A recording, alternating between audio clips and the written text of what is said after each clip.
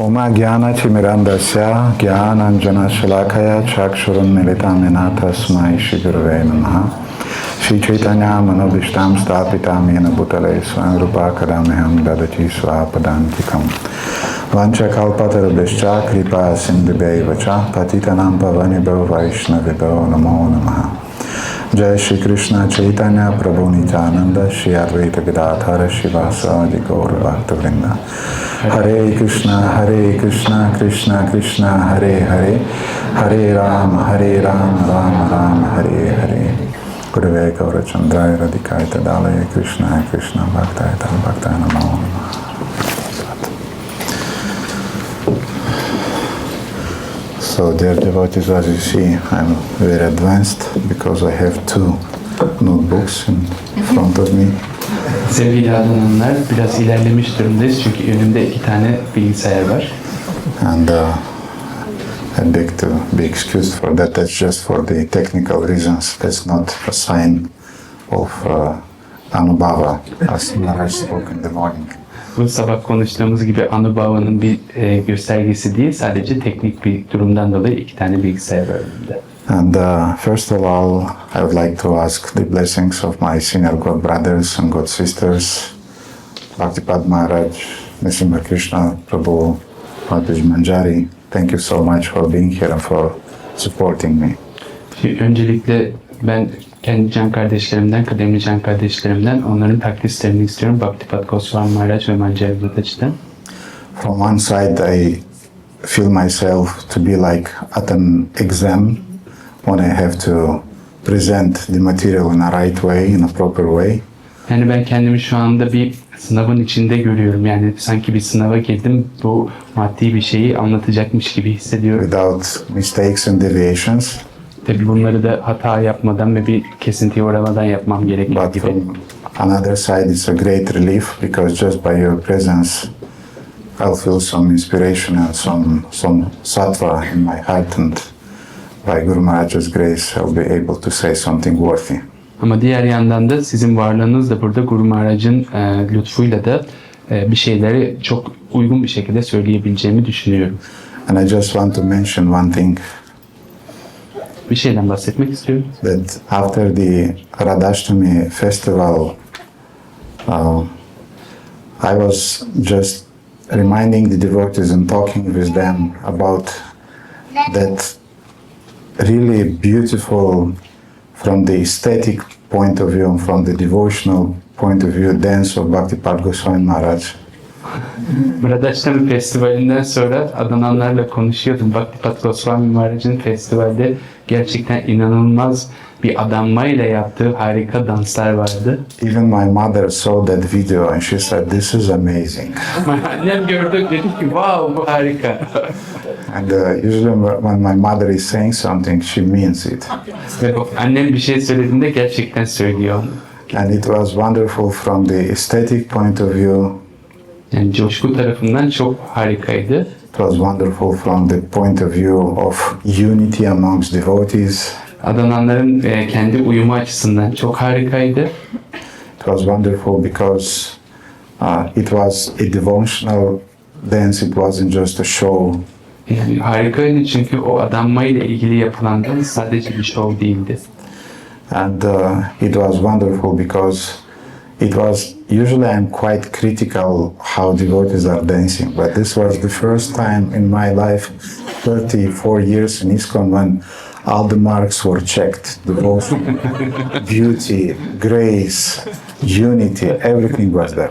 Genel olarak ben adananları dans ederken gördüğümde çok eleştirisel olabiliyorum. Benim ISKCON hayatımda, 34 yıllık hayatımda bütün kutulara check attım. Böyle güzellik, uyum, ondan sonra adanma hepsi burada var. And Maharaj, not only Russians are dancing like bears, but Romanians also. Yani Maharaj, şunu söylemem gerekiyor. Sadece Ruslar ayı gibi dans etmiyor. Romanyalılar da aynı şekilde. And we'd like to invite you to teach us to dance in a proper way. Bizim orada güzel bir şekilde dans etmeyi öğretmeniz için davet etmek istiyoruz. So I will negotiate with Guru Maharaj and with Radha Krishna Prabhu about that. Ve Guru Maharaj ve Radha Krishna Prabhu ile bununla ilgili anlaşacağım. Okay, so welcome to our seminar entitled The First Five Limbs of Sadhana Bhakti. Bizim Sadhana Bhakti'nin ilk 5 bacağı konulu seminerlerimize hoş geldiniz. And as devotees knows, in his famous Bhakti Rasamrita Sindhu, Srila Rupa Goswami describes the 64 limbs of devotion. Yani Bhakti Rasamrita Sindhu'da biliyorsunuz Srila Rupa Goswami adanma hizmetinin 64 tane uygulama şeklini, bölümünü anlatıyor. Who amongst devotees know all those 64 limbs? 64'ü kimler biliyor, elini kaldırsın bu 64 tane yolunu ya da dalını adanma hizmetindeki. Who knows the 9 limbs of devotion that we are practicing? 9 tanesini kimler biliyor, elini kaldırabilirler. Bizim pratik yaptığımız. Who knows the 5 limbs of devotion that we are 5 tane dalını kimler biliyor? Who knows the 2 most important limbs? 2 tane en önemli dalını kimler biliyor? Radhakanta, which are those? Слушание Hearing and и... Господи, и все, что я забыла. prasadam. Therefore you forget. Duymak ve prasadam, o yüzden unuttum. Yes, hearing and kirtanam, which means glorifying. Yani duymak ve söylemek, mantra söylemek ya da yüceltmek demek. And although we usually say that Harinam Sankirtan or Kirtan is the most important even amongst these two, Biz genel olarak Harinam Sankirtan ya da Kirtanam'ın bu ikisi için de en önemli olduğunu söyleriz. but there will be no Kirtan without Shravana. Ama Shravana olmadan Kirtan'da olmaz. So anyway, this is a long list of different limbs of devotion which are very, very important. Bu çok uzun bir liste. Adanma ile ilgili bir sürü şeyler var orada. And we have, amongst them, we have observing Ekadashi, observing the Janmashtami Vrata, for example. Yani bunların içinde Ekadashi'yi takip etmek, Janmashtami Vrata, onları yapmak önemli. Living in the Dhamma. Dağında yaşamak. We have also an interesting one is overtly endeavoring to get disciples. Don't do that. So this is a not prescription, but vice versa. It's a restriction. Ve çok fazla öğrenci kabul etmemek. Yani burada bir kısıtlama olması da burada söylenen bir şey. Then being miserly, neglectful in ordinary material dealings, also a very important, interesting one. Bu çok önemli bir şey, ilginç olan bir şey daha var. Maddi şeylere, çok fazla sıradan şeylere bağlı kalmakla ilgili. Succumbing to sorrow, frustration. Yani ve burada üzüntü ve çılgın, yani buradan yoldan çıkmak gibi. A sadhaka should not be depressed. Yani bir kişi sadaka depresyona girmemeli. Patanjali is also analyzing this one amongst one of his sutras. He's also speaking about that point. Patanjali sutralarından bir tanesinde bu noktadan bahsediyor. Then serving Vaishnavas and so on and so on. So that's beside those 9 processes of devotional service that devotees usually knows. Adanma hizmetinin 9 tane ana dalının yanında Vaishnavalara hizmet etmek gibi bunlar da sıralanıyorlar. So these 64 principles outlined by Rupa Goswami, they guides a sadhaka in how to engage body, mind and senses in the sadhana of devotional service. Ve Rupa Goswami tarafından verilen bu 64 tane dalı adanma hizmetindeki bir adananın beden, zihin ve kalbiyle bu şekilde adanma hizmetine nasıl odaklanabileceğini bize gösteriyor. And they represent our abhideya or our process of devotional service as Maharaj spoke in the morning. Ve Maharaj'ın sabah söylediği gibi abideya, yani bizim adanma hizmetinde yaptığımız şeyleri temsil ediyor. Bhagavan Sambandha, Bhakti Abhideya Hoya, Prema Prayojana, Vedatina Vastu Hoya. Yes. So Sambandha means understanding our relationship with the Supreme Lord. Sambandha demek bizim Yüce Rab'le olan ilişkimizin ne olduğunu anlamak demek. Abhideya means acting according to that understanding. Abideya da o anlayışa göre hareket etmek demek. Abhideya also means the process. Bir de aynı zamanda süreç de demek. And prayojana means attaining the supreme goal. Ve prayojana da bu yüce amaca ulaşmak.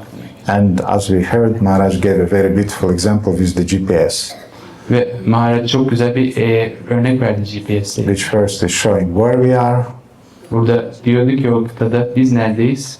then we settle the destination that we want to attain, Ve orada bir ulaşmak istediğimiz varış noktası da vardı. and then the GPS or Guru Parampara system is showing us the way how to attain our destination. GPS yani Guru Parampara sistemi de o amaca nasıl ulaşacağımızı bize gösteriyordu. And amongst those 64 limbs of bhakti that are enumerated by Srila Rupa Goswami, the first four are very, very important. Bu Bhakti Rasamritas'ın Sindhu'da Srila Rupa Goswami'nin söylediği 64 tane dalından ilk dördü çok çok önemli. Because they are like a kind of like doors that are giving entry into Navavida Bhakti in all others limbs of Bhakti. Yani diğer Bhakti'nin diğer bütün dallarına giriş yapmasına izin veren aslında bu 4 tane madde. And I'm sure that you met the description of those four in Srila Prabhupada's purpose in the form of this very known verse, Guru Padashrayas Tasmat. Yani eminim siz Srila Prabhupāda'nın kitaplarındaki açıklamalarda Guru Padashrayas Tasmat'ta burada bunları gördünüz. Krishna Adishayali Shikshanam Vishram Guru Seva Sadhu Vartmanu Vartanam. So, accepting the shelter of the lotus feet of a bona fide spiritual master. Gerçek bir manevi öğretmenin lotus ayaklarının gölgesine sığınmak. This is the very first amongst those 64 limbs. 64 tane içindeki en önemlisi, en başta geleni bu. Then Krishna Dikshadi Shikshanam, becoming initiated by a spiritual master and learning how to discharge devotional service from him. Yani manevi öğretmen, ikincisi manevi öğretmen tarafından inisiye edilmek ve ondan adanma hizmetini nasıl yerine getirileceğini öğrenmek. Vishram Guru Seva, Prabhupada is translating as obeying the orders of the spiritual master with faith and devotion. Şimdi Prabhupāda'nın çevirdiği gibi üçüncüsü de manevi öğretmenin emirlerine inanç ve adanmayla itaat etmek. And Sadhu Vartmanu Vartanam, following in the footsteps of great acharyas, teachers under the direction of the spiritual master. Dördüncüsü de manevi öğretmenin yönlendirmesi altında büyük acharyaların izinden gitmek. And then we have the fifth one, which is Sadharma Pricha. Ve beşincisi var Sadhana Bhakti. But as you saw, the name of our seminar is the six limbs of Bhakti.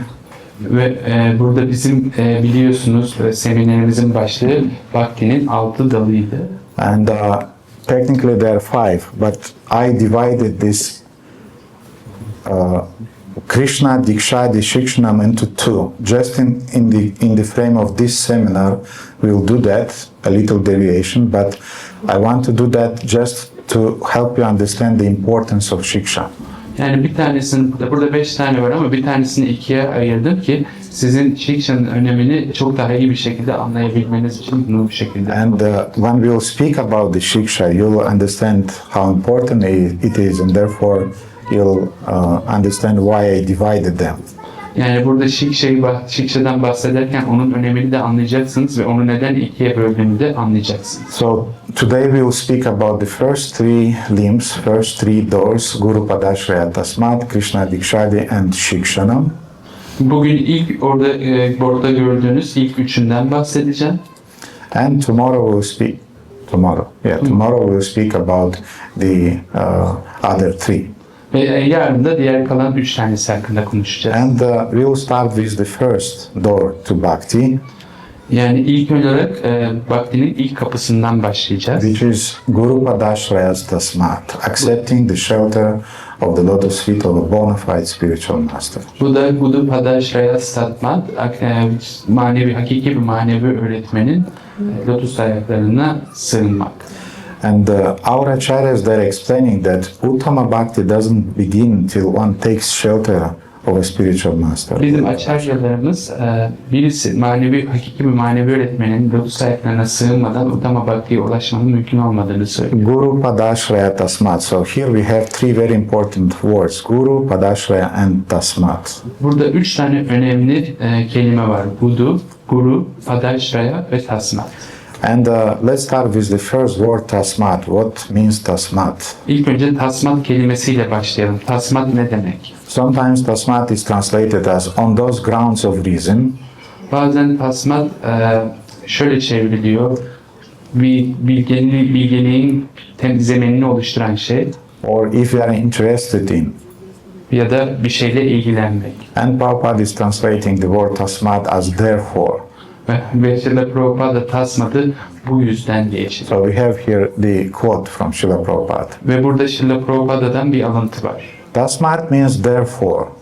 Tasmat bu yüzden demek. Therefore means something has been said before.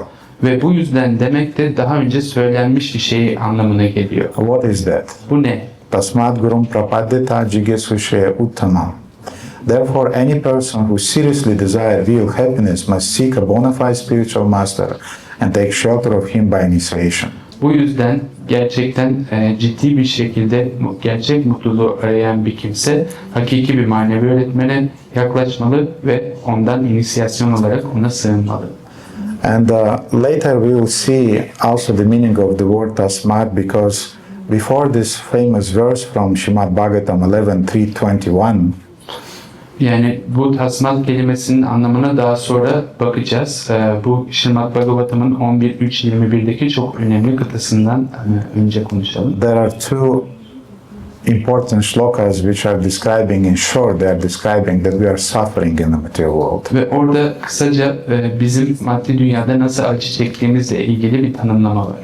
And we are betrayed in the material world. Biz yani maddi dünyada paramparça oluyoruz. And tasmat, therefore, if you want to solve those problems, therefore, tasmat gurum prapadyata, you should accept the real shelter now, not the previous shelters that betrayed you. Yani bu yüzden deniyor tasmat kelimesi. Daha önce sizi bu paramparça hale getiren ya da sersemleştiren şeyden ziyade gerçek olan şeye sığınmanız gerekiyor. Now the word guru. Ve şimdi guru kelimesi var. A classical etymological definition of the word guru is found in the scriptures. Ve etimolojik olarak guru kelimesine baktığımız zaman kutsal metinlerde bunun anlamını görüyoruz. And last year I showed you this definition from Advaita Upanishad. Ve size geçen yıl Advaita Taraka Upanishad'dan gurunun anlamını göstermiştim. Which is saying that the word gu means darkness and ru means which counteracts. Yani burada gu kelimesi karanlığı, ru da onu ortadan kaldıran anlamına geliyor. And thus guru is known because he eliminates the darkness of ignorance. Ve bu yüzden de guru karanlığı ve cehaletin karanlığını ortadan kaldıran kişi demek. So an authentic guru is one who is able to remove the darkness of ignorance from the heart of his disciples. Ve otantik olarak baktığımızda guru öğrencisinin kalbinde cehaletten dolan karanlığı ortadan kaldıran kişidir. And he is doing that either by instructing, either by chastising, either by praising. He knows different means, exact means that a disciple needs now in order to purify himself from the ignorance. Ve guru bunu çeşitli şekillerde yapar. Bazen talimat vererek, bazen onu fırçalayarak, bazen de başka yollarda onun ihtiyacı olan şekilde bunu yaparak onu cehaletin karanlığından kurtarır. And there are different descriptions from the Shastras that sometimes the spiritual master may act like a wasp, which is stinging you. Bazen bir manevi öğretmen size bu şey gibi sarılabilir, eşek arısı gibi sizi sokabilir. Sometimes he is acting like a cat who is just taking you in his mouth and moving from one side to another if you are completely helpless. Bazen yardıma ihtiyacınız varsa sizi bir kedi gibi, kedinin yavrusunu aldığı gibi bir noktadan başka bir noktaya taşıyabilir. Sometimes he behaves like a fish. He's just meditating on you but not saying any word.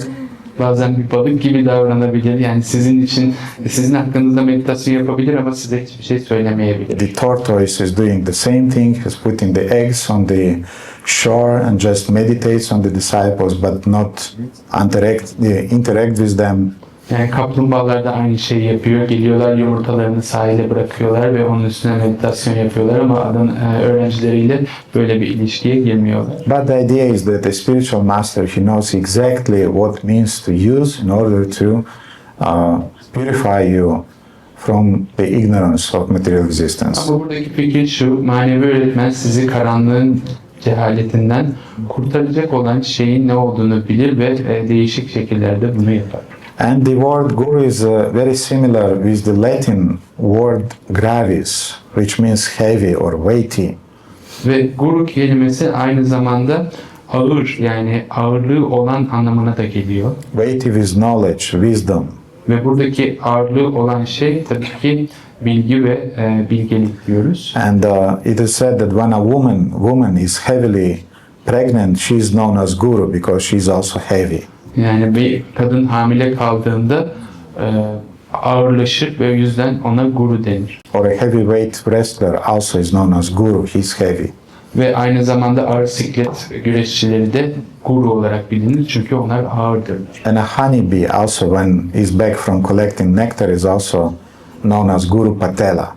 Ve bal arıları da nektar topladıktan sonra ağırlaştıkları için yine guru olarak And bilinirler. there are different other explanations of what this heavy or gravy means.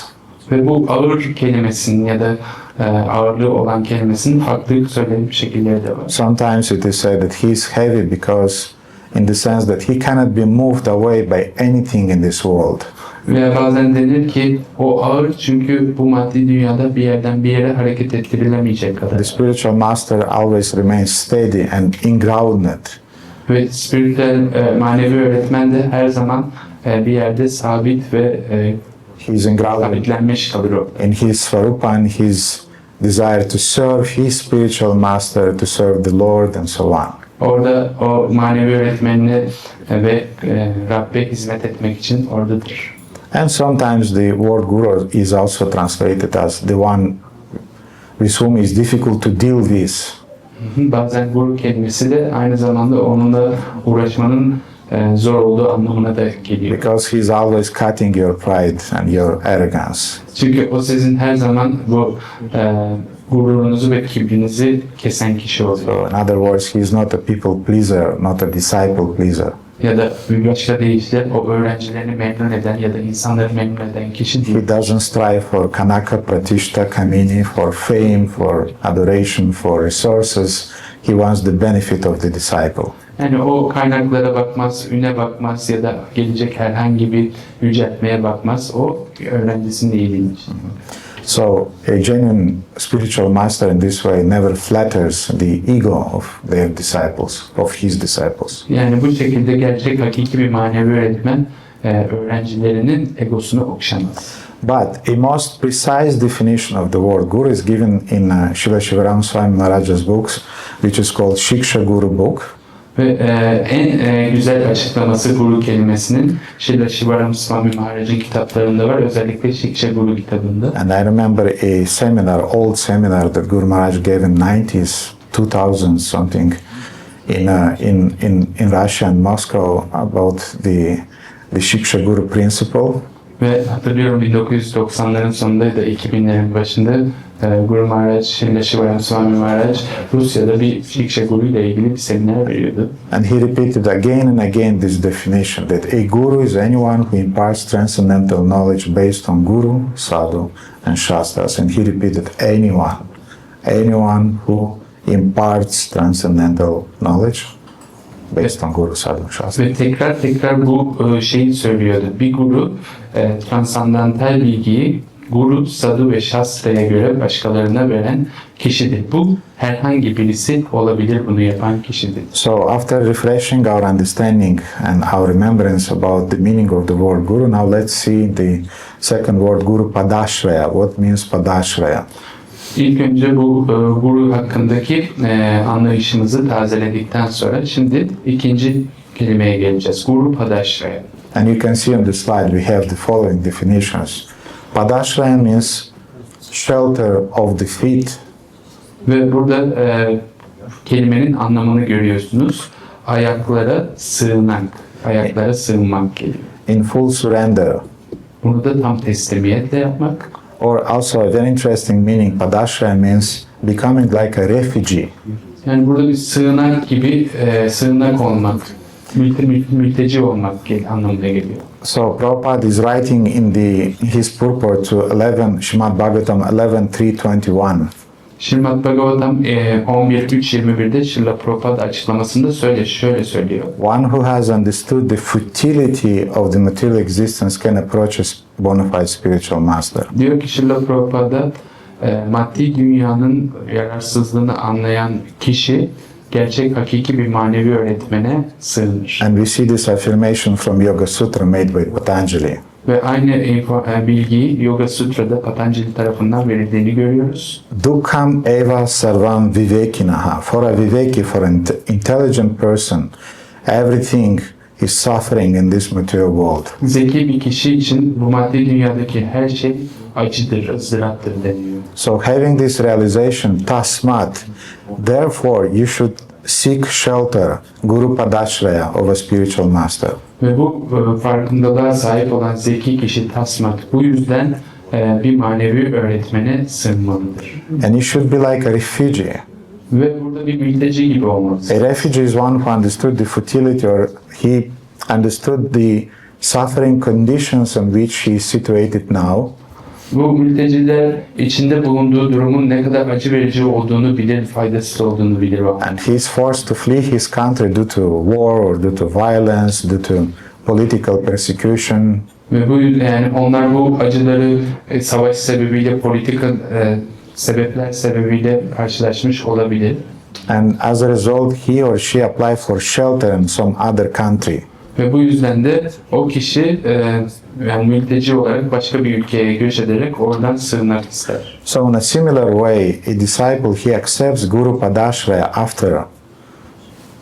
Ve aynı şekilde bir kişi de Guru Padashraya'yı kabul eder. Tasmat, which means therefore, or means that he has already some understanding. Ve burada tasmat diyor. O yüzden yani bu yüzden bu kişinin bir farkındalığı vardır, anlayışı vardır. After becoming disappointed in his own ability to understand the truth.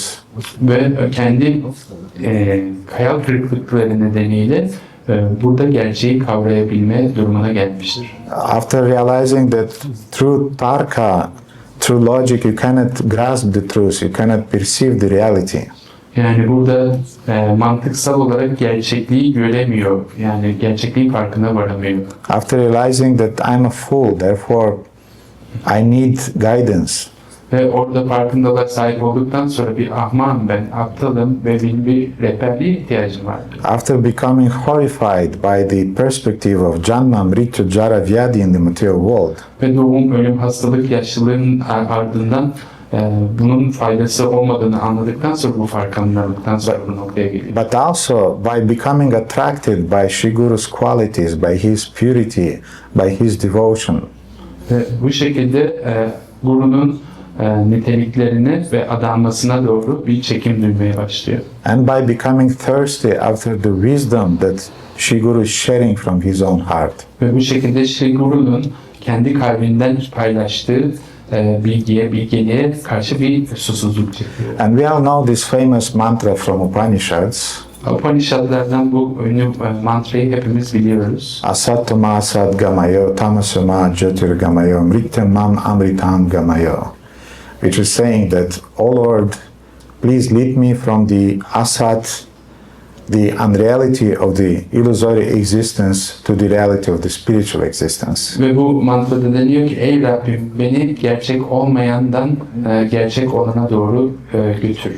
Tamasama jyotirgamaya, lead me from tamas, from the darkness of ignorance in the material existence to the jyoti, to the light of self-realization. Cehaletin karanlığından beni jyoti'ye yani ışığa götür. I remember in Romania when 8 years back I was quoting this verse. Usually at that time they were not devotees, they were just some friends who were coming to the programs, and I was trying to speak on the base of this verse, and usually our friends, they were kind of like sleepy, that this is too technical, you don't need that. We wait for that food, we want that food that Moksharupa is cooking, that stuff. 8 yıl önce Romanya'da adananlar yoktu o zaman. Ben böyle dersler veriyordum ve gelenler işte adananlar değil de arkadaşlardı. Ben bu kıtadan alıntı yaptığımda Herkes böyle çok teknik buluyorlardı ve sıkılıyorlardı. Onlar Moksha Rupa'nın pişirdiği yemeklere bakıyorlar. Once I've been directly told that actually, you know, boy, we are not coming for you. We are coming because your wife is treating us like human beings. Ya biz senin, bir kere bana söyledi birisi bunu. Ya biz senin için gelmiyoruz yani. Eşin o kadar güzel davranıyor ki bize, gerçek bir insan gibi. Onun için geliyoruz. And your philosophy is a kind of like average, and your personality is a kind of like, but she is the real man. Senin söylediğin felsefe işte ortalama, sen de ortalama bir insansın ama o gerçek. All my self-esteem of a preacher was completely smashed. Kendi özgüvenim, tamamıyla öz saygım bitti yani. Kendi düşünceye kişi olduk. The devotee who told me that he became my disciple, and now he's very ashamed about what he told me. Bunu söyleyen kişi sonra benim öğrencim oldu ve şimdi söylediklerinden çok utanç duyuyor. And my friends usually when they are coming, they're asking, "What is that guy who told you that?" Ve arkadaşım geliyor, neden bu sana ne söyledi, bu nasıl söyledi dedi. Usually I say the big one, Kim söyledi sana dediklerinde ben diyorum ki o büyük oldu. because he told me once that, "Hey, come, I want to talk with you," and I was, he's going to beat me. Bir keresinde geldi dedi, hey gel buraya seninle bir şey konuşalım. Ben de düşünmeden de beni dövecek dedi. And then in the corridor, he told me those words that I told you. Ve size söylediğim şeyleri bana koridorda orada söyledi. And when I said that, yes, I agree, she is the real man, he was perplexed because he expected from me that I would say, no, actually, Ve ben ona orada dedim ki evet senin söylediklerin doğru, gerçek olan kişi o. Benimle ilgili söylediklerin doğru. O başka bir şey bekliyordu benden. and later he told me, Gurudev Das, you passed the test. Dedi ki sonra Gurudev sen orada testi geçtin. He passed my exam. Sınavımı geçtin. Teşekkür ederim. So when I was telling them about this Tamasima Jyotirgamaya, Ve ben buradaki bu dörtlükten alıntı yaparken they were kind of like sleepy. uyuyorlardı orada. And then once I said, do you know the movie Matrix? Ve dedim ki Matrix filmini biliyor musunuz? Everybody became awake. Ve herkes uyandı o anda.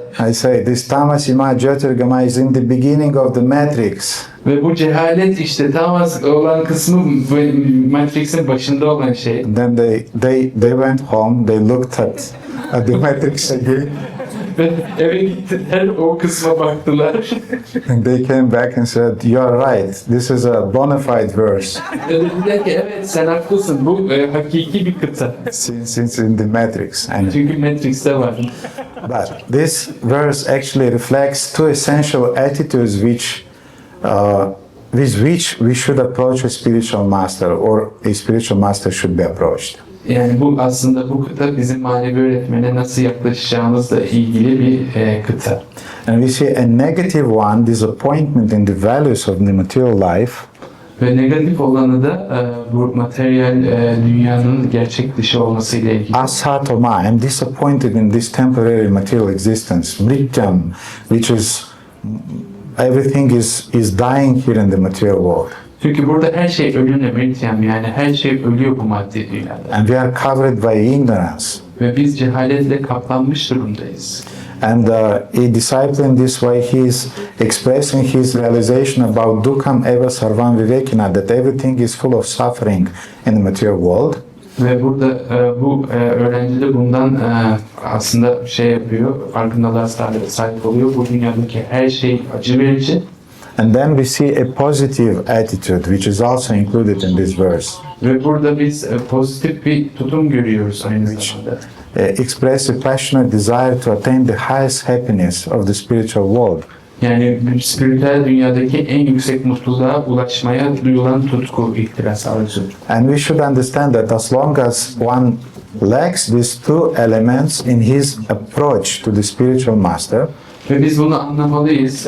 Bu iki elemente sahip olduğunda bir kişi manevi öğretmene yaklaşmak için, then he or she will be more or less formal in his relationship with the spiritual master, in his Guru Padashraya. ve bu şekilde o kişi de Guru Padashraya, yani resmi olarak bir manevi öğretmenle ilişki kurma noktasına gelecek. Bhaktisiddhanta Saraswati, sometimes he was speaking with his disciples and he was saying that you should not come to the spiritual master with a return ticket. Yani bazen Bhaktisiddhanta Sarasvati Thakur öğrencileriyle konuşurken şöyle söylüyor. Manevi öğretmenin yanına gelirken gidiş dönüş bilet almayın. He was saying to some of his brahmacharis and even to some of his sannyasis, he was saying that he came to me with a return ticket. Yani bazen Brahmachari öğrencilerine ve Sannyas öğrencilerine hatta diyordu ki siz bana gidiş dönüş biletiyle birlikte geldiniz. I'll approach the spiritual master, I'll stay with him for some time, and if I'll see that it doesn't work, I have the return ticket, I'll go back to my hall. Yani şöyle oluyor, ben manevi öğretmenin yanına gideceğim, bakacağım, eğer hoşuma gitmezse dönüş biletim var zaten, eve döneceğim. So Guru Padashraya means burning that return ticket and staying, remaining. Yani Guru Padashraya demek ki o dönüş biletini yakıp orada Guru'nun yanında kalmak demek. I remember how Goswami Maharaj at the Radhashtami festival, he told me, Ve Radhashtami Festivali'nde Goswami Maharaj'ın bana söylediği şeyi hatırlıyorum. I tried to express my gratitude and to glorify him a little bit. Ben kendi memnuniyetimi ona ifade etmek istiyordum, onu yüceltmek istedim And biraz. he said, Radha Govinda, the only qualification that I have Ve dedi ki bana, Radha Govinda benim sahip olduğum tek bir nitelik var. is that I was like a dog beaten by Gurudev, by Guru Maharaj, but I still remained. And that's my only qualification. Yani ben Guru Maharaj tarafından böyle dövülmüş bir köpek gibiydim ve yine de orada kaldım yani. And in my mind, I was thinking, yes, that's exactly the qualification of a true disciple. Ve ben zihnimde şöyle diyordum, evet gerçekten hakiki bir öğrencinin sahip olması gereken nitelikte bu. That he remains loyal. O sadık kalıyor. Despite anything that happens, he remains Padashraya, loyal to his Gurudev without a return ticket. Yani ne olursa olsun, her ne olursa olsun hiçbir dönüş biletini düşünmeden Guru'ya sadık bir şekilde orada kalmak. So Guru Padashraya means that I've seen it all. Ve Guru Padashraya demek bütün her şeyi gördüm demek. I have the full experience of the sufferings of the material world. Ben maddi dünyanın bütün acılarını gördüm. Nothing more to aspire there. Ve orada daha fazla ilgimi çekecek bir şey yok. And now I just want your grace. Ve artık senin lütfunu istiyorum. This is Guru Padashraya. Bu Guru Padashraya. This is the first door that help us to enter into the realm of devotional service. Ve bizim adama hizmetindeki noktaya, bölgeye gelebilmemiz için açılan ilk kapı da bu. This is the first door that help us to enter into the realm of Sadhana Bhakti. Ve Sadhana Bhakti'nin kapılarını bize açan ilk şeyde, yolda bu. Arjuna, can you tell me 5 minutes before I should end? You just say something. Till 12, we go till 12. Okay, then. So the second door to Bhakti is Krishna Dikshadi, becoming initiated by the spiritual master. Ve ikinci kısım burada Krishna Dikshadi manevi öğretmen tarafından inisiye edildi. As you remember, technically it's Krishna Dikshadi Shikshana, but I divided them. Yani burada hatırlarsanız burayı ikiye bölmüştüm. Shikshanam ikiye bölündü burada. So here the word Adi means first. Burada Adi sözcüğü var. Bu da ilk demek. After taking shelter of the Guru, the first act to be done is Diksha.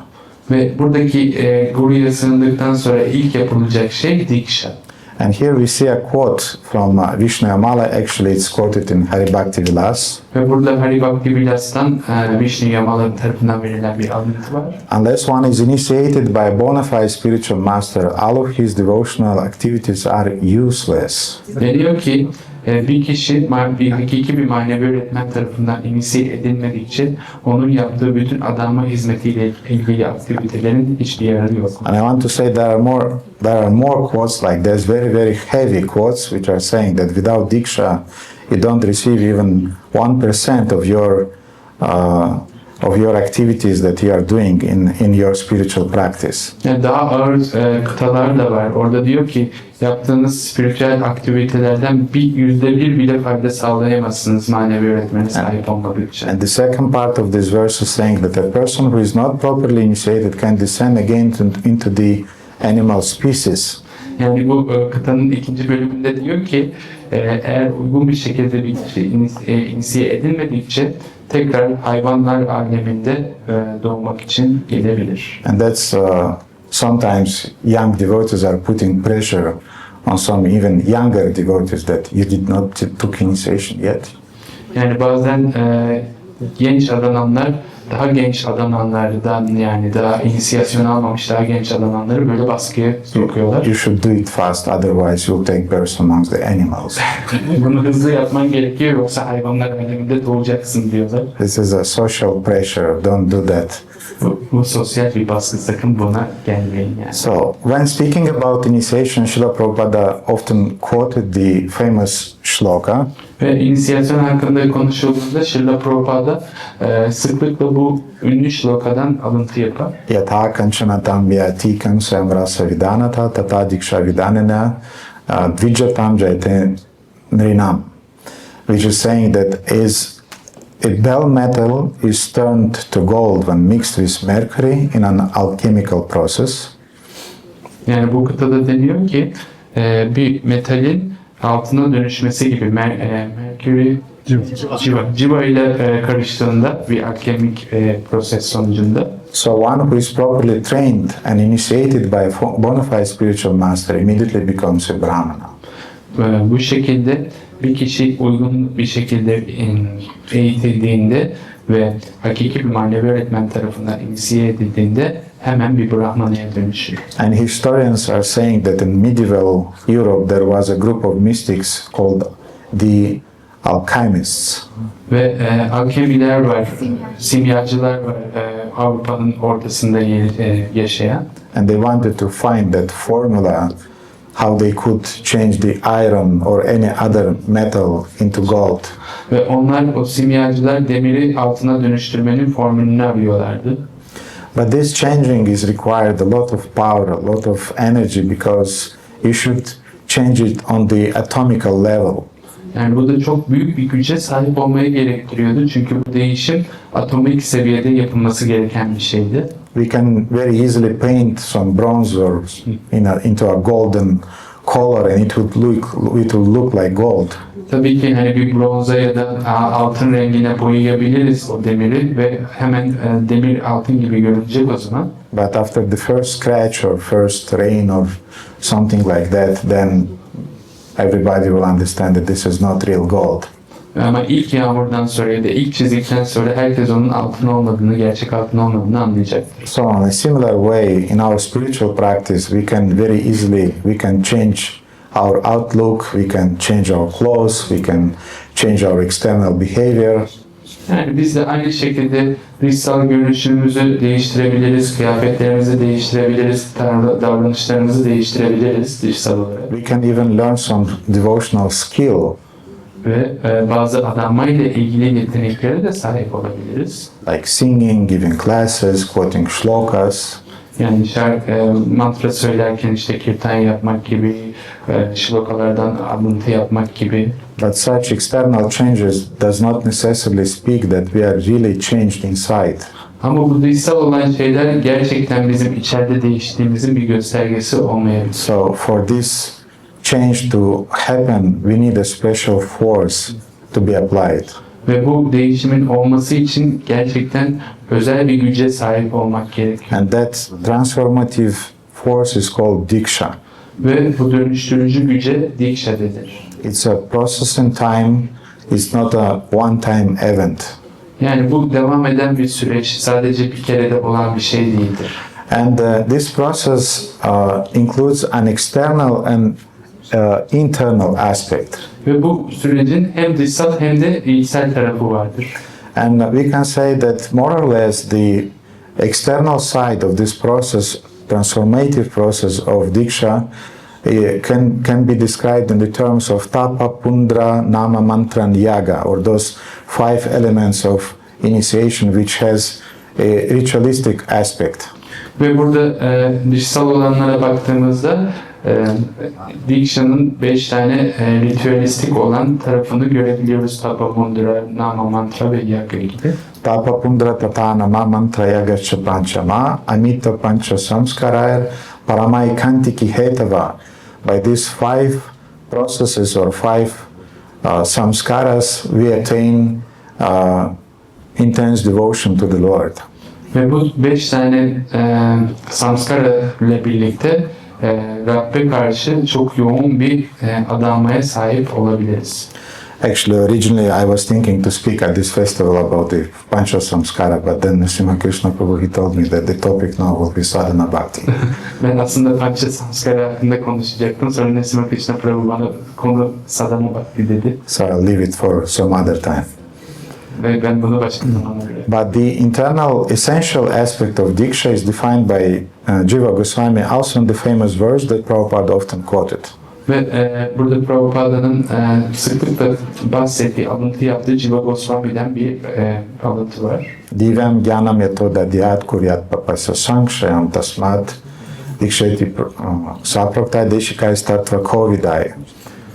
Diksha is the process by which one can awaken his transcendental knowledge, divam jnanam. Yani burada Diksha, transandantal bilginin uyandırıldığı bir süreçtir. And kuryat papasya sankshayam, and he vanquish all the reactions caused by sinful activities. Ve günahkar faaliyetlerin sonuçlarını hemen ortadan kaldırır. So a person expert in the study of the revealed scriptures knows this process as Diksha. Ve burada verilen kutsal metinleri çalışan, gerçek bir şekilde çalışmakta uzman olan kişi bu sürecin Diksha olduğunu bilir.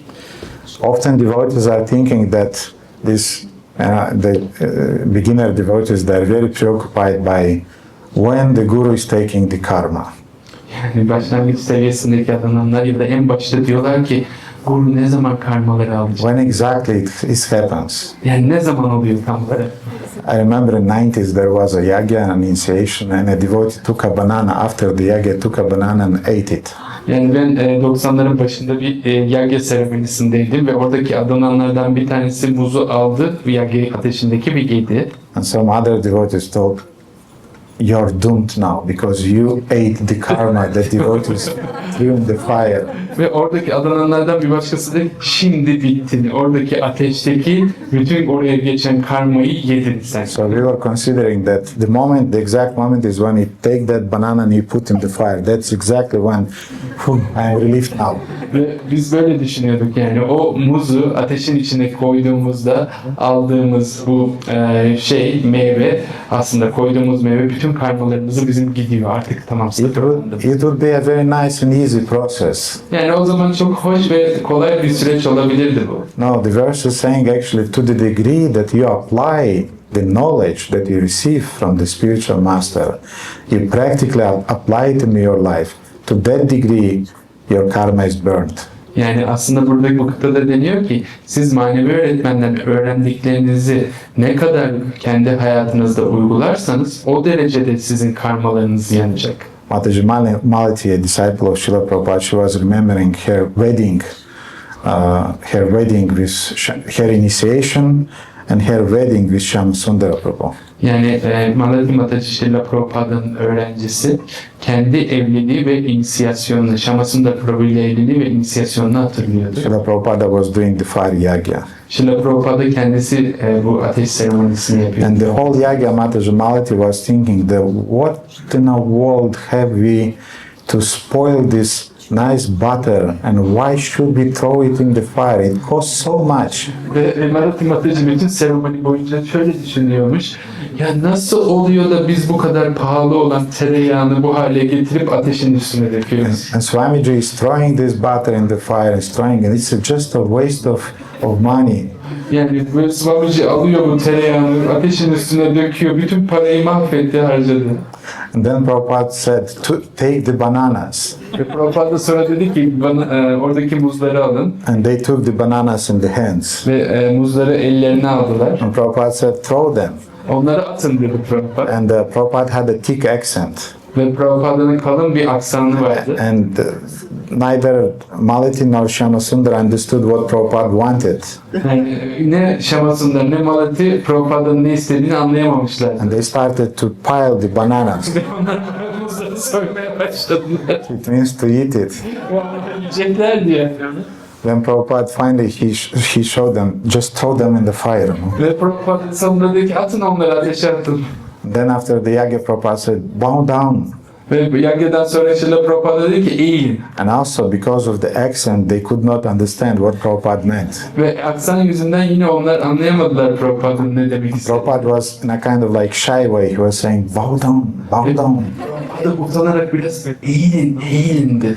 And they heard that you should blow. Ve onlar üfleyin diye anladılar. And they started to blow in the fire. Ve ateşi üflemeye başladılar. Srila Prabhupada was completely covered by the fire and by the sparks. Ve Şrila Prabhupada bütün bu dumanlarla ve ateşle böyle üstüne gelmişler her şey. What a fire yagya. Ne sunum, ne ateş sunusun değil mi? Kuryat Papansya Shankshayam, you know. All the karma was burnt. Bütün karmalar yanmıştı. So anyway, this was the second door to Bhakti, to those 64 limbs of devotional service. Bu Bhakti'nin adanma hizmetindeki 64 tane dalından ikincisiydi. Guru Padashrayas Tasmat, Krishna Dikshadi, and then we have Shikshanam. Ve üçüncüsü de Shikshanam. Shikshanam, which means learning from Shri Guru how to discharge devotional service. Shikshanam'da Shri Guru'dan adanma hizmetinin nasıl yapılacağını öğrenmek anlamına. And here we see a quote from Srila Prabhupada, Burada Srila Prabhupa'dan bir alıntı görüyoruz. which Prabhupada is saying, Krishna Dikshadi Shikshanam, we have to learn. Ve Prabhupada böyle söylüyor. Krishna Dikshadi Shikshanam. If you don't learn, Öğrenmeliyiz. how you'll make progress? Eğer öğrenmezsen nasıl ilerleyeceksin? The word initiation means beginning. Ve inisiyasyonun kelime anlamı başlangıç demek. But sometimes devotees, their attitude towards initiation is like, this is the final end. Bazen adananların tutumu şöyle oluyor. İnisiyasyon aldım artık nihai sona vardım. Because I was yearning that recommendation for a few years, I was working hard to get it. Ve 2 yıl boyunca bu tavsiye mektubunu almak için çok sıkı çalıştım. And usually the mentors, senior devotees and temple presidents, they play this card. Ve genel olarak bir kişinin danışmanı ya da tapınak başkanı bu kart oyununu oynarlar. You want that? Ne istiyor musun bu reklamı? You want this recommendation? Tavsiye mektubunu istiyor musun? You have to do menial service. O zaman bir hizmet yapman lazım. You have to serve. Hizmet etmelisin. So we are serving, serving, serving, serving, and finally we receive that recommendation. Hizmet ediyoruz ve sonunda bu mektubu alıyoruz. And then, relief. I'm initiated now. Artık inisiye oldum. And we start to miss classes. Ve o zaman artık sınıflara, derslere girmemeye başlıyoruz. Classes at the temple are every day, so what's the loss? I can go anytime. Dersler her gün tapınakta oluyor zaten. Ne kaybedeceğim ki istediğim zaman giderim. We miss festivals, we miss association with devotees.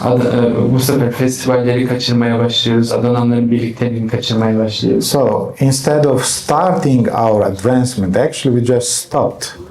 Aslında tam başlayacağımız, ilerlemeye başlayacağımız yerde duruyoruz bu şekilde. We should understand that Diksha is like admission to the university. Yani aslında anlamamız gerekiyor. Diksha, üniversiteye giriş demek. Our parampara is like an university. Bizim paramparamız üniversite gibi. And you can go to an university and just hang around without studying, without learning. Yani üniversiteye girebilirsiniz, çalışmazsınız, hiçbir şey öğrenmeden orada etrafta dolaşabilirsiniz. But now, after the admission, you have to start the process of education. Ama girdikten sonra üniversiteye orada çalışmaya başlamanız gerekiyor. So after receiving Diksha, after being initiated, after the admission to the university, Yani Diksha aldıktan sonra, bu şekilde üniversiteye girdikten sonra we have to receive Shikshanam. yani bizim Shikshanam almamız gerekiyor. We have to systematically study our scriptures, our shastras. Yani sistematik olarak bizim şastraları çalışmamız gerekiyor. And we have to receive personal training either from the Diksha Guru or from the Shiksha Guru. Yani ya Shiksha Guru'dan ya da Diksha Guru'dan bu eğitimi almamız gerekiyor. We have to receive education. Shiksha means education. Yani eğitim demek, şikşa demek, eğitim demek. Bu eğitimi almamız gerekiyor. And sometimes devotees, unfortunately, they have this disease which is called automatic advancement. Bazen böyle bir adananların sahip olduğu bir hastalık var. Biz buna otomatik ilerleme hastalığı Somehow I'll advance tomorrow and it will happen automatically. ve bazen diyoruz ki ben yarın ilerleyeceğim ve bu otomatik olarak oluyor. And Srila Shivaram Swami Maharaj, he is pointing out in his Sadhana Bhakti Chintamani in the chapter 8, he's abordează, he's approaching this problem of automatic advancement. Ve Shivaram Swami Maharaj Sadhana Bhakti Chintamani isimli kitabının 8. bölümünde bu otomatik ilerleme hastalığından bahsediyor. The devotees sometimes they are questioning the need of education, the need of receiving knowledge. Adananlar bazen bu bilgiyi edinmeyi sorguluyorlar ya da bu şekilde çalışmayı sorguluyor. Isn't that Srila Prabhupada said that we have to just chant, take prasadam and dance? Ve şöyle demedi mi Prabhupada sadece diyorlar. Yani biz mantra söylemeliyiz, dans etmeliyiz ve prasadam almalıyız. I remember once when Srila Shivaram Swami Maharaj was asked the same question. Ben hatırlıyorum bir keresinde Shivaram Swami Maharaj aynı soruyu sordu. His reply was very funny. Ona sorulan bu soruya çok komik bir cevap vermişti. He said that if you want the whole of your life to work plowing the fields in New Vrajadam, that's enough for you. Yani eğer New Vrajadam'da sahaya çıkıp hep toprağa saban yapmak istiyorsan bu senin için yeterli olacak. You'll attain perfection just by taking prasadam, by chanting, by dancing and by plowing the fields in New Vrajadam. O zaman mükemmelliğe ulaşacaksın çünkü evet prasadam alacaksın, mantra söyleyeceksin ve mantra söyleyerek aynı zamanda toprağı da sürerek, dans ederek ilerleyeceksin. But if you want to preach Ama Krishna bilincini başkalarına vermek istiyorsan and if you want to really advance fast and you want to chant purely, you have to have knowledge. Ve çok hızlı bir şekilde ilerlemek istiyorsan o zaman bilgiye ihtiyacın var. And Srila Shivaram Maharaj is describing in the Shuddha Bhakti Chintamani that this argument arises from the misunderstanding of Srila Prabhupada's frequently used expression automatically you'll attain, automatic advancement. Ve Shivaram Swami Maharaj bundan bahsediyor o kitabın bölümünde Shuddha Bhakti Chintamani. Genellikle adananlar bu otomatik olarak ilerlemenin geleceğini düşündüğünden dolayı gerçekten. And devotees think that automatic means that you don't need to make any effort. Ve adananlar bu otomatik kısmının hiçbir çaba vermeden olduğunu düşünüyorlar. And in a sense we can say that a child also will grow automatically into an educated person. Yani biz aynı benzer şekilde yani böyle bir şekilde düşünebiliriz. Bir çocuk otomatik olarak büyüyor, bir yetişkin haline geliyor diyebiliriz. But no serious parent will have this approach to parenting. Ama hiçbir ciddi anne baba bu ebeveynlik yaparken bunu bu şekilde düşünmeyecektir. Just feed him, give him some water and he automatically will grow and will become an educated person. Yani sadece onu besle, biraz da su ver, o büyüyecek ve eğitimli biri olacak demez anne baba. No, parents invest a lot of attention, a lot of finances to educate the child. Yani hayır böyle olmuyor. Anne babalar çok fazla para harcıyorlar, zaman harcıyorlar çocuklarını eğitebilmek için. Yes, the inherited ability to become educated is there in the kid, in the child. Evet, yani bu gelen bir kalıtsal bir şey var çocukta eğitilmek için. But education means to bring it out. Ama eğitim demek bunu ortaya çıkarmak demek. This is actually the translation of the word education, which is coming from Latin educare, which means to bring out the best of you. Yani bu Latince kökü educare'den geliyor eğitimin. Yani sizin içinizdekinin en iyisinin dışarıya çıkarılması demek oluyor. So therefore we need systematic education that we receive. Yani bu yüzden bizim sistematik olarak almamız gereken bir eğitim var. From the Diksha Guru, from Shiksha Guru, from our spiritual mentors. Yani bunu Shiksha grubumuzdan, Diksha grubumuzdan, spiritüel mentorlarımızdan alabiliriz. Because often our education is a kind of like sporadic or episodic. Yani genel olarak bizim yaptığımız şey, buradaki eğitimlerimiz episodik olarak gerçekleşiyor. You cannot receive a degree at the university if your approach to the study will be a kind of like episodic or not non-systematic. Yani üniversitede bir derece elde edemezsiniz bunu sistematik olmayan bir şekilde ya da episodik olarak yaparsanız. You have to apply yourself. Yani orada kendinize oraya vermeniz gerekiyor. Because without shiksha, your diksha will remain a formality. Yani shiksha olmadan sizin aldığınız diksha bir formalite olacak, yoksa Your chanting will be called namabhas. ve sizin zikrettiğiniz mantrada namabhas olacak. Your ecstasy, so-called ecstasy, will be called bhavabhas. Ve sizin sözde ekstasiniz ya da bu huşunuz bhavabhas olacak. Your diksha technique will be called diksha abhas. Ve sizin dikşanızda teknik olarak aldığınız diksha abhas olacak. And you as a devotee will remain a Vaishnava abhas. Siz de adından olarak Vaishnava abhas olarak kalacaksınız. Therefore, shiksha is very, very important. We should maintain this process of diksha by putting the fuel of shiksha. Yani bu yüzden shiksha çok çok önemli. Bu şekilde aslında dikşayı shiksha'nın benziniyle besleyerek hareket So ettireceğiz. without systematic shiksha, Yani biz sistematik olarak bir shiksha olmadan your inner transformation, yatha kancanatam yati, will not take place. içsel dönüşümünüz gerçekleşmeyecek Your diksha will remain a formality, ve sizin dikşanız bir formalite olarak kalacak. and you should not expect much results in bhakti. Ve o zaman Bhakti'den çok fazla da sonuç beklemeyin. And besides that, because of the lack of shiksha, lack of education, a lot of deviations are coming to the sampradaya.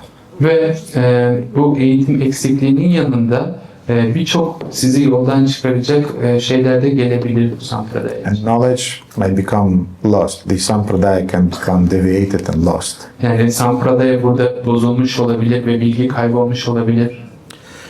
So, dear devotees, thank you so much for your attention. Ve sevgili adınanlar, dikkat ettiğiniz için, bu kadar dikkatli dinlediğiniz için çok teşekkürler.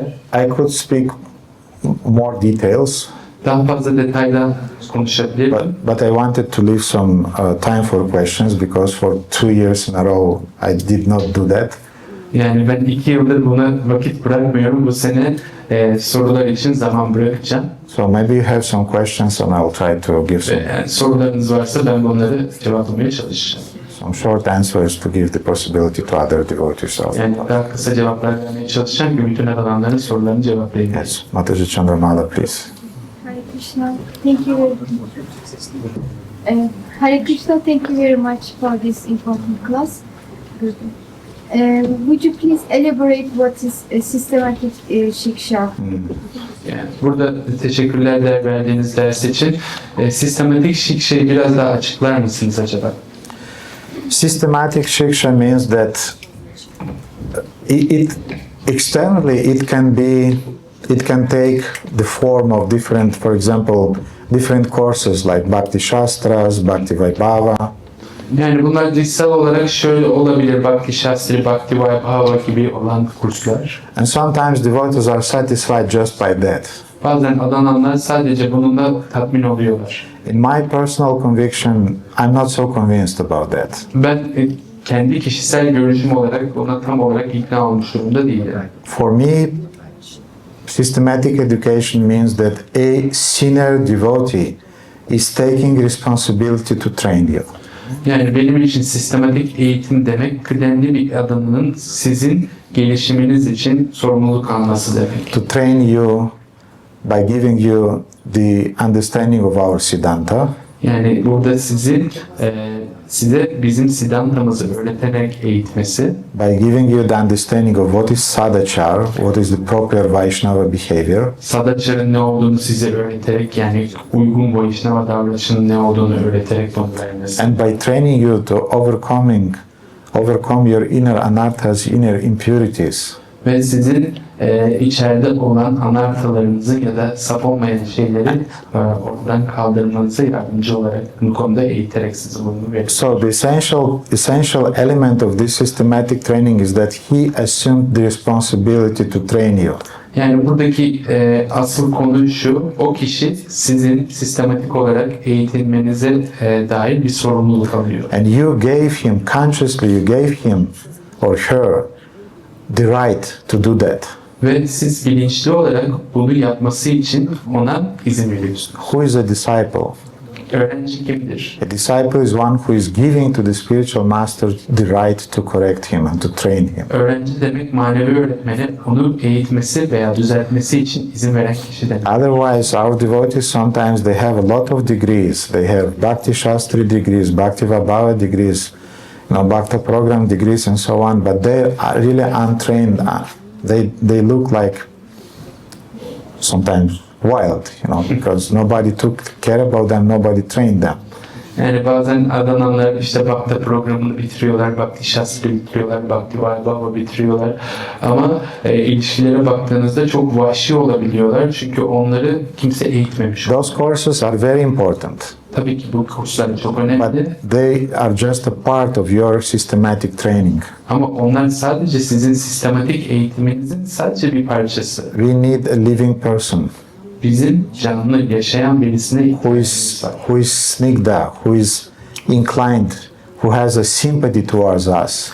Yani snigdha olan, yani bize sempati duyan, bize bunu vermek için eğilimi olan kişi. And you should be a snigdha shiksha, which means a gentle disciple who accepts training. Ve snigdha shiksha olmanız gerekiyor. Bu eğitimi almaya hazır olmanız gerekiyor.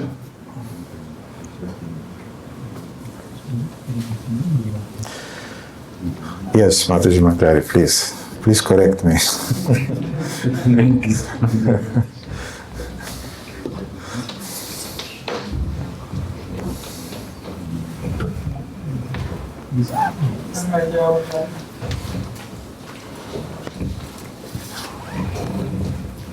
Hare Krishna, thank you so much for this wonderful presentation. It's always so nourishing to hear from you, and everything you say is based on praman, so it's very powerful. Bu harika prezentasyon için çok teşekkür ediyorum. Sizden duymak bu şekilde her zaman çok besleyici çünkü söylediğiniz her şey praman oluyor. My question is connected to the Guru Padashraya section of the class. Benim sorum Guru Padashraya kısmı ile ilgili dersteki. And you were making the point that, about two essential attitudes. Yes. Siz iki tane temel tutumdan bahsetmiştiniz. Disappointment in the values of material life. Bu maddi dünyadaki değerlerle ilgili duyulan hayal kırıklığı diye bir tanesi. And the passionate desire to attain the highest happiness of the spiritual world. Ve spiritüel dünyadaki en yüksek yere ulaşmak için duyulan tutkuyu kesin ikincisi. So Bhagavatam states Sukhanam, Dukhamokshanam, everyone is desiring to get rid of the pain and get happiness. Bhagavatam'da bundan bahsediliyor. Herkes acıdan kurtulup mutlu olmak istiyor deniliyor. But we also sometimes call this a desire for liberation. Bazen de biz bunu özgürlüğe duyulan arzu diye tanımlıyoruz. So could you explain how taking shelter of a guru is different from a desire for liberation? Lütfen bize Guru'ya sığınmanın bu özgürlüğe ulaşmakla arasındaki farkı açıklar mısınız? I remember I asked Guru Maharaj many years back, I asked the same question because I felt that I came to Krishna consciousness because I wanted just to get rid of these sufferings, and especially I didn't want to be recruited to the army in the next life. Ve ben aynı soruyu aslında manevi öğretmenime seneler önce sormuştum. Çünkü ben de artık acı çekmek istemiyordum ve bir dahaki hayatımda da doğduğum zaman orduya seçilmek istemiyordum. Orduya It's a whole story about how I went to the drafting board and how I preached to them, but anyway. Yani oraya gelip onlara nasıl bunu anlattığımla ilgili çok uzun bir hikaye var. And Guru Maharaj, more or less, he explained that in the beginning, this desire to achieve liberation, it's a desire in sattva guna, which is very, very natural for a beginner devotees. Yani orada Guru Maharaj bana dedi ki bu başlangıç seviyesinde bu özgürlüğe kavuşma arzusunun aslında sattva gunada olduğunu ve bu bir adamın için çok doğal bir şey olduğundan bahsetti. And the desire to get rid of sufferings, the desire to improve your karma, and even the desire to achieve liberation in the beginning, it's a normal desire for a beginner devotee. Yani bunlar başlangıç seviyesindeki adananlar için karmadan kurtulmak, acıdan kurtulmak çok doğal olan arzular, özgürlüğe kavuşmak. Very rarely when some devotees are attracted by the pure idea of receiving pure love of God. Çok nadir bir şekilde bazı adananlar saf adanma aşkını ya da saf aşkı elde etmek için geliyor. This may happen, but this will be a result of practicing devotional service seriously in the previous life. Bu olabilir ama bir önceki yaşamda çok ciddi bir şekilde adanma hizmetini gerçekleştirmiş olması gerekiyor. Therefore, I mentioned intentionally that we are attracted positively by the desire to attain happiness. Yani burada ben bundan yani eğilim var dedim. Biz buna bu mutluluğa kavuşmak istiyoruz ya da çekim duyuyoruz. But we are also attracted by the qualities of the spiritual master and by his devotion, by his example of devotion and dedication. Ama aynı zamanda manevi öğretmenin karakterine, niteliklerine, onun adanmasına ve adanma hizmetiyle ilgili yaptıklarını da çekim duyuyor. And we are kind of like we are looking and we understand that I'm not prepared yet for that, but I appreciate that and I want to go in that direction. Yani biz bakıyoruz bazen diyoruz ki evet ben orada değilim, oraya da gidemeyeceğim galiba şu anda ama çok takdir ediyorum. İleride oraya gelmek istiyorum diye. And this, at some point, the disciples of Srila Prabhupada, they were perplexed when Prabhupada at one point during the class, he was saying that even the desire for liberation is actually a material motivation. Ve bir keresinde Srila Prabhupada derste özgürleşme arzusu bile maddi bir arzu, motivasyon dediğinde öğrencilerin kafası karışmıştı. And the devotees were kind of like, but Srila Prabhupada, you attracted us by that we should go back to Godhead and we should not suffer in the material world. That's how you build your preaching strategy. Ama öğrencilere dedi ki Srila Prabhupada sen bizi bu şekilde cezbettin. Yani dedin ki Tanrı'ya geri döneceğiz. Artık biz bu maddi dünyada acı çekmeyeceğiz. Bu şekilde sen bizi bu yola çektin. And in different occasions Prabhupada was joking that yes, I know how to cheat you, I knew how to cheat you, yes, I knew how to attract you.